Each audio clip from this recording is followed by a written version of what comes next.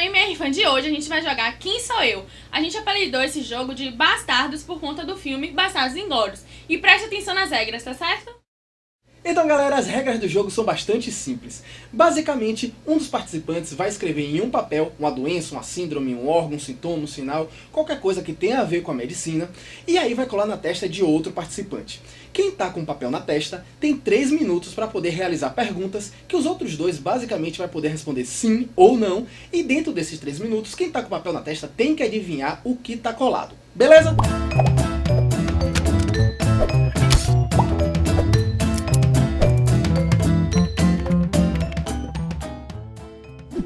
Então galera, agora depois de escrever, vou colocar aqui na testa de Vinícius. Fecha os olhos aí, velho. Esses olhos. Beleza. Maria, deu uma tapa. Pronto.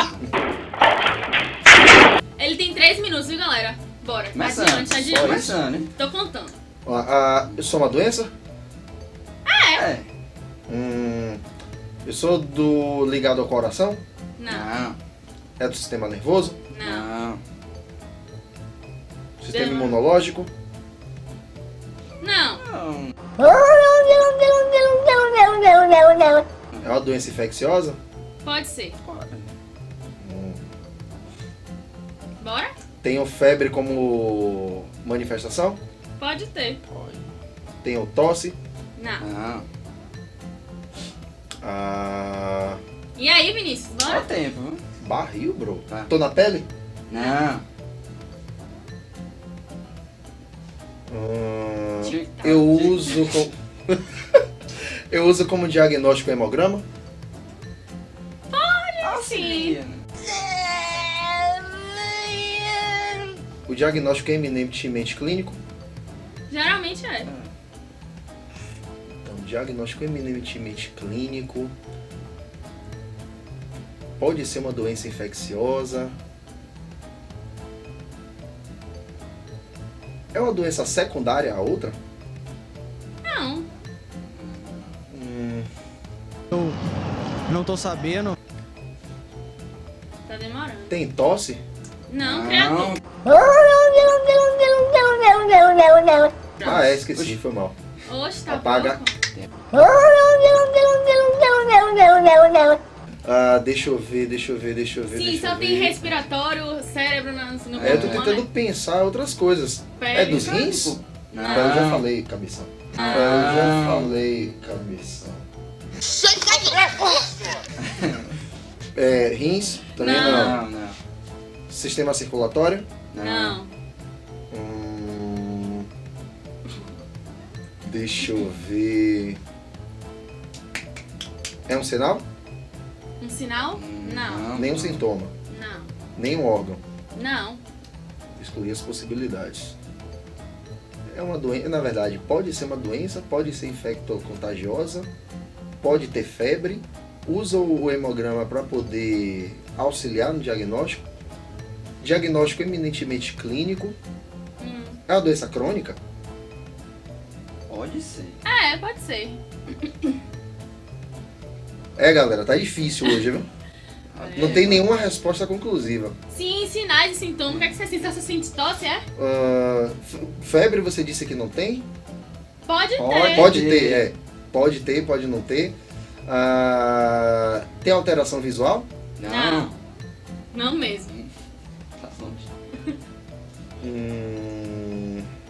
Tic-tac, tic-tac, tic-tac, tic-tac, tic-tac. Vai acabar, Já seu deve ter acabado, já não tô conseguindo raciocinar.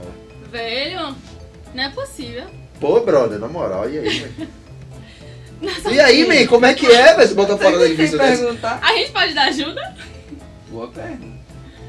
dos universitários. Cara, péssimo. Vocês vão falar de tosse? Só tem pulmão. Espirro? Não, meu. Ô, Criatura. a doença aguda? Pode ser. Pô, é crônica? Pode ser. É aguda? É, Pode ser. exatamente. 6.5 hours later.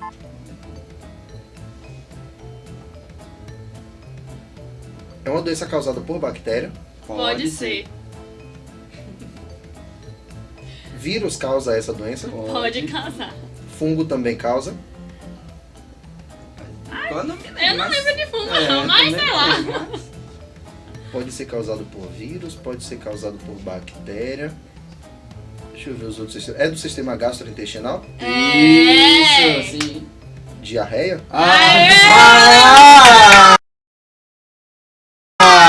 Porra, tava eu.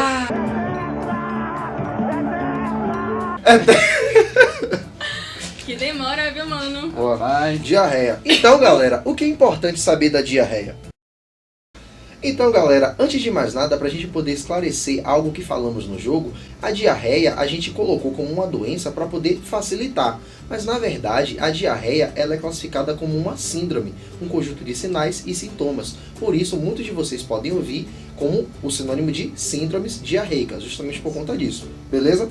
Então, para a gente poder conceituar de maneira objetiva, a diarreia nada mais é do que a eliminação de fezes amolecidas de consistência líquida. Ou também uma alteração na frequência da defecação. Uma pessoa que tem um padrão de defecação de 2 ou 3 vezes por dia, por exemplo, passa a ter 4, 5, 6, 7, 8 vezes por dia, você tem uma alteração na frequência da defecação, você também está diante de um quadro de diarreia. Isso, inclusive, tem outro tipo de classificação que é aquela da quantidade, né? Em relação a 200 gramas por dia, se aumentar mais do que 200 gramas por dia da evacuação. Só que assim, é muito difícil a gente diagnosticar uma diarreia por conta desse padrão, né? Então a gente geralmente usa a questão de fezes amolecidas, de consistência líquida e com um padrão evacuatório maior do que 3 vezes por dia. Então, justamente quando a gente parte para a classificação, a gente pode utilizar diversos critérios. Um dos critérios que a gente utiliza de maneira muito simples e rápida é a questão da evolução, a questão do período. E nesse sentido, a diarreia pode ser classificada, melhor dizendo, em 3, no caso. Diarreia aguda, diarreia persistente e diarreia crônica. A diarreia aguda é aquela que normalmente dura até 2 semanas. Já a diarreia persistente é aquela que tem uma duração média de 2 a 4 semanas, é um meio termo. E já a diarreia crônica é aquela que tem um período maior ou igual a 4 semanas. Você pode ter também com relação à localização do local que está ocorrendo esse evento que provoca a diarreia. Você pode ter a diarreia do tipo alta ou do tipo baixa. Vamos pensar o seguinte, você acabou de se alimentar, o seu estômago e o início do duodeno ou parte do jejum está cheio de alimento. Esse alimento está provocando os eventos que levam à diarreia, ou seja, você vai ter praticamente todo esse alimento descendo e varrendo todo o trato intestinal para poder eliminar nas fezes. Ou seja, você vai ter um aumento do volume e, por sua vez, se você varrer o alimento todo do trato intestinal, você vai ficar com o trato livre. Então, a outra vez que vai ter um evento que desencadeia diarreia, quando você estiver comendo de novo ou tiver alguma outra coisa que provoque a inflamação, por exemplo, então você vai ter não vai ter uma alteração tanto na frequência, então a frequência passa a ser pouca, por sua vez, o volume é enorme. E a dor, mais ou menos, é nessa região de tal estômago, duodeno, o início do jejum, certo? Agora, na baixa, você já tem, por sua vez, o alimento fragmentado, espalhado pelo trato. Então, ele vai chegando aos poucos no reto e vai desencadear a necessidade de defecar. Então, você encontra na baixa a urgência de defecar. É muito mais comum. Chegou um pouquinho do alimento, a pessoa quer ir defecar, vai e defeca. Um pouquinho, mais defeca. Depois vem, chega de novo, vai e defeca. Então vem, chega de novo, vai e defeca. Ou seja, aumentou a frequência, o volume é pequeno e você tem a urgência, a necessidade de defecar. Então você costuma acordar de noite, por exemplo, você tá no local, você sente que, poxa, eu preciso ir, vai e defeca, depois volta, poxa, eu preciso ir de novo, vai e defeca. Beleza? Além disso, essa diarreia baixa, ela está associada a tenesmo também, né?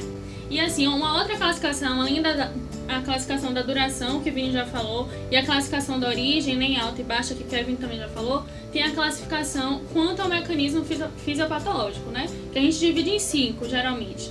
Que tem a osmótica, a secretória, a inflamatória ou invasiva, a síndrome desabsortiva, que é a associação da diarreia com esteatorreia, e a motora, né? Que é quando você tem um aumento da hipermotilidade do intestino. O principal exemplo da motora, não tem muita coisa para falar sobre ela, mas o principal exemplo da motora é a síndrome do intestino irritável, né? Que vai gerar uma inflamação, uma irritação no intestino e aumentar aquela movimentação. Em relação à osmótica, o que a gente tem é a presença, né, de um substrato osmoticamente ativo, portanto, que vai fazer com que a água não seja absorvida ou então que ela seja secretada na luz. Em relação à absorção de eletrólitos, não vai estar alterada, vai continuar absorvendo só a água mesmo que vai ser puxada para a luz intestinal. Então, por isso, a gente tem uma diferença básica entre a osmótica e a secretória nesse sentido, que é que a osmótica não tem diarreia noturna. Porque se a pessoa para de se alimentar com aquela substância osmoticamente ativa, você não vai ter o mecanismo para a diarreia, então ela para. Ao contrário da secretória, que é quando você tem uma substância que vai incentivar, né, a secreção de substâncias hidroeletrolíticas, ou então inibir a reabsorção dessas substâncias, e aí você vai ter sempre um substrato lá fazendo com que exista diarreia, então a pessoa tem a diarreia noturna. É só você imaginar, por exemplo, em doenças como a intolerância à lactose ou como a doença celíaca, ou seja, você vai ter uma irritação do lumen intestinal por uma substância. A irritação provoca inflamação, resposta inflamatória, vasodilatação, aumento de permeabilidade, libera íons, libera água, você tem essa diarreia. É a diarreia osmótica, no caso, né? A diarreia da doença celíaca por exemplo, quando a gente ingere lactulose, manitol, né, que são alguns laxantes, gera também a diarreia osmótica. Um exemplo clássico da diarreia secretória é do cólera, né, da diarreia da cólera, que tem a toxina e vai sempre existir o estímulo ali. Em relação às outras, que eu já falei da motora, a gente já falou das outras duas, tem a síndrome desabsortiva, o principal dela, que a gente não pode deixar de esquecer, é que ela é sempre uma síndrome diarreica alta, né? Porque a absorção de lipídios, essa questão assim de absorção, ocorre no intestino delgado. Então ela é sempre uma síndrome alta, com características de diarreia alta, que a Vitor já falou. E a outra, que é a inflamatória ou não invasiva, que é por conta de uma inflamação que vai ocorrer na luz intestinal, né? Com liberação de citocinas, aumento de permeabilidade, devido a uma lesão epitelial direta ali no intestino, na luz do epitélio intestinal. E essas são clássicas. Isso. Então, assim, elas geralmente são infecciosas, né? Pode ser infecciosa, geralmente infecciosa é mais aguda, e pode também não ser infecciosa. Como principal exemplo, a gente tem a doença inflamatória intestinal, que é uma doença crônica, né? Não é aguda. Que pode ser tanto a doença de Crohn quanto a retocolite ulcerativa. E pegando justamente um gancho desse componente infeccioso, a gente tem uma coisa que é muito comum na vida da gente. Quem nunca foi no churrasquinho do lado, no cara do cachorro-quente, comeu no outro dia no pastel, vai lá, come e daqui a pouco você está se sentindo mal, né? Aí normalmente você pode ter náusea, pode ter vômito, aquela dor abdominal. É o que você chama de intoxicação alimentar, nada mais é do que a gastroenterite aguda. É justamente isso daí que os meninos acabaram de falar. Beleza, pessoal? Então é isso, galera. Se tiver alguma sugestão, anota aí nos comentários, manda pra gente que a gente vai estar sempre respondendo pra vocês. Não exploramos o conteúdo de maneira total, na sua totalidade, não falamos de tratamento, de manejo do paciente, porque na verdade trouxemos um jogo para poder falar pra vocês de uma maneira muito mais lúdica, para poder tentar abordar de uma maneira muito mais acessível. Mais ou menos nesse sentido. A gente trouxe aqui os principais... o que a gente não pode esquecer, né, na diarreia. Tá certo? Então, essa parte de tratamento que a gente não abordou fica para um próximo vídeo. Então é isso, galera. Um grande abraço e até mais. Tchau!